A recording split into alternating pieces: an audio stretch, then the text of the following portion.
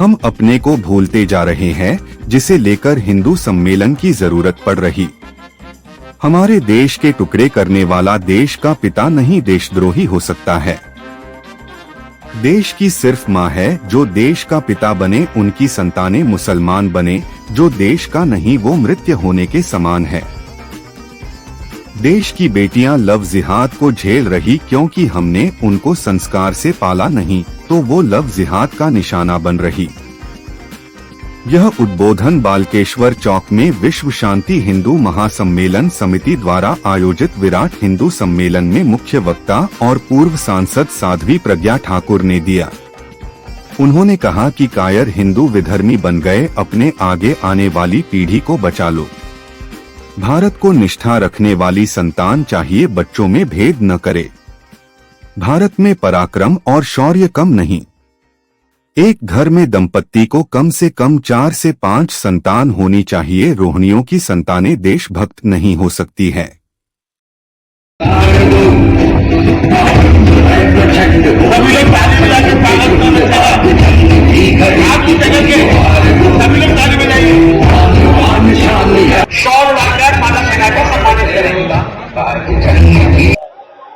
बहुत ही भव्य और दिव्य और अलौकिक महाविराट हिंदू सम्मेलन जो कि आज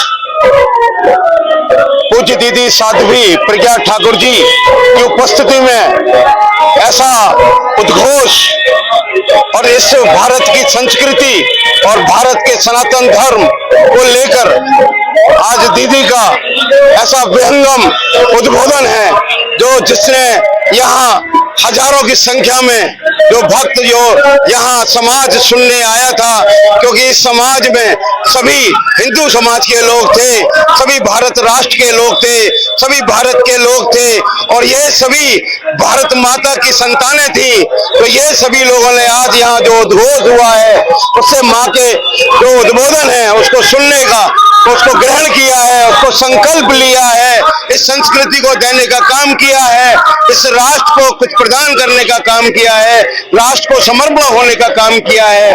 तो दीदी ने आज इस कार्यक्रम में जो जन जन को जगाने का काम किया है, पूरे देश को जगाने का काम किया है, पूरे भारत को जगाने का काम किया है। ये दीदी के उद्देश्य से आज ये कार्यक्रम इतना भव्य और इतना दिव्य हुआ है। मैं सभी को बहुत बहुत आभार, बहुत बहुत धन्यवाद देता हूँ, जिनके ये मेहनत से ये इतना भव्य और सफल कार्यक्रम। महाविराट हिंदू सम्मेलन बक्सर चौराहे पर संपन्न हुआ। साध्वी प्रज्ञा ठाकुर दीदी के संदर्भ में ये सम्मेलन बहुत ही विराट हुआ है। उन्होंने अपने जो वचन सुनाए उसमें उन्होंने यही कहा है कि हिंदू को एक होना चाहिए, और जो आज के बच्चे जो हैं परिवार को छोटा करके जा रहे हैं, तो आगे आने वाली जनरेशन में हमारा हिंदू समाज कम हो जाएगा। जिस तरह से हर कौम में बच्चों की तादाद बढ़ रही है और हमारा हिंदू समाज घट रहा है, तो हिंदू को जागना चाहिए। वो अपनी सुविधाएं ना देखें, वो अपना भविष्य और बच्चों का भविष्य देखें। बच्चों को सुरक्षित रहने के लिए उनको अपने साथ बैठाकर घर की माताएं, पिताएं, पुत्र को और बेटी को एक मित्र और पुत्र को अपना साथी समझकर उसको समझाएं, ताकि वो भटके नहीं। क्योंकि समाज जो है, जैसे कि उन्होंने बताया कि जो हमारे हिंदू समाज के साथ में हो रहा है, लड़कियों के साथ में जो घिनौना अपराध हो रहा है, बच्चों को उठाकर ले जाते हैं, फिर उनसे वो लोग अपने परिवारों को बढ़ा रहे हैं, लेकिन हमारा हिंदू समाज डट क्यों रहा है? तो उनका कहना है कि हर हिंदू घर में कम से कम नहीं तो 4 बच्चे तो होना आवश्यक है, तभी हमारा हिंदू समाज बढ़ेगा और कोई हमारा सैनिक बनेगा, कोई हमारे बॉर्डर पे जाएगा। क्योंकि हम भी माँ हैं, हम भी त्याग करना जानते हैं कि भारत के भी बच्चे बॉर्डर पर जाकर के अपनी माँ। मैंने बोल दिया पहले ही, कभी रोहिंग्याओं की संतानें देशभक्त नहीं हो सकती, कभी भारत में रहने वाले लोग जो पाकिस्तान के गीत गाते हैं उनकी संतानें कभी देशभक्त नहीं हो सकती।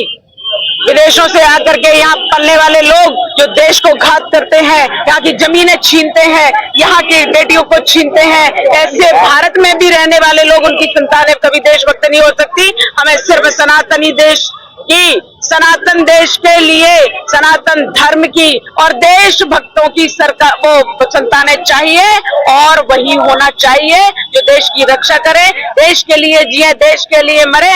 ऐसी संतानों की आवश्यकता है, इसलिए वही होना चाहिए और बाकी का जो कचरा है वो खत्म होना चाहिए।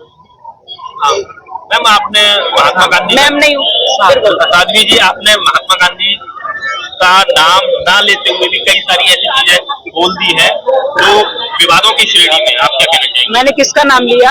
आपने नाम नहीं लिया, लेकिन कहीं ना कहीं इशारा मैंने जो कहा, गोल चश्मा बोला। एक मिनट, समझने को तो जाने क्या लोग समझ लेते हैं।